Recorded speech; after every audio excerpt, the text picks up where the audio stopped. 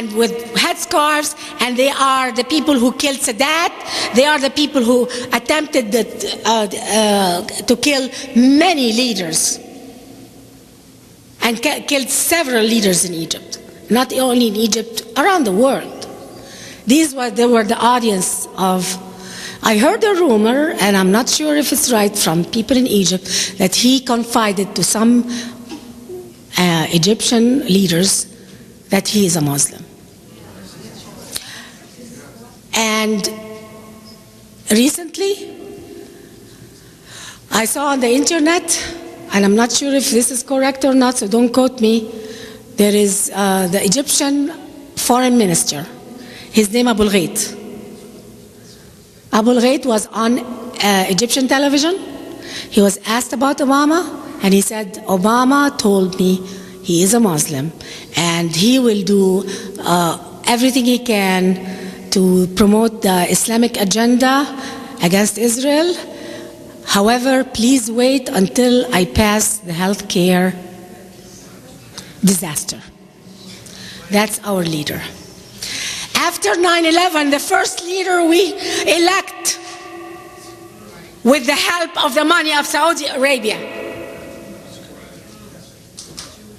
and the media, our media misinformed us, never allowed any investigation of the man or his connections or anything.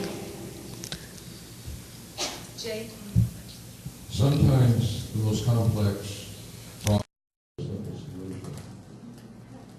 as I read Muhammad's biography, and when I read the Quran, I look at it, and I say, I'm not sure that Islam is a religion. It is a political movement masquerading as a religion.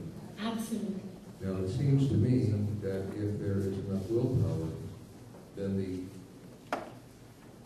tax-free status of the religion can be revoked, which would throw the whole thing into disarray. I'd be interested to hear your opinion about it. You just said one of my ideas in my book in the last chapter about what America should do.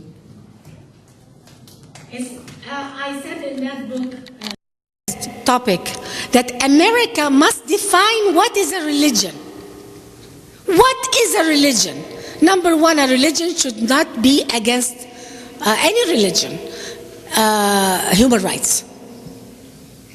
If a religion is against basic human rights, it's not a religion. If a religion kills, orders, commands to kill those who leave it, it's not a religion. So we in the West, before we start giving all these privileges to Saudi money to build all these mosques in America, we should identify if Islam is a religion. And I had 5 suggestions in my book, and Islam failed them miserably. Islam is not a religion. Islam wanted to continue the culture of the tribal wars to seize other people's wealth. And Islam came as a rejection of true religion. It came as a rejection of Christ. It came as a rejection of the Jewish people, because the Jews in Arabia did not do the warring tribal stuff. They were hardworking tribes. They had industry, they had agriculture, and they were wealthy from their hard work. And what happened is Muhammad became very jealous, and he asked them to convert to Islam. They refused, and they even laughed at him because he confused all the Bible stories in the Quran. He didn't even know he linked himself somehow to Abraham to get legitimacy. And when the Jews refused to convert to Islam, he flipped. He assassinated. He actually beheaded with his tribe 800 Jewish men and sexually enslaved the women and the children. They were slaves. After Muhammad, this is a very important point to understand the crux of Islam. After Muhammad did this massacre, his his people, his followers, had to face one thing. Is that going to be the legacy of our prophet? Is he going to be a murderer? We have a choice now.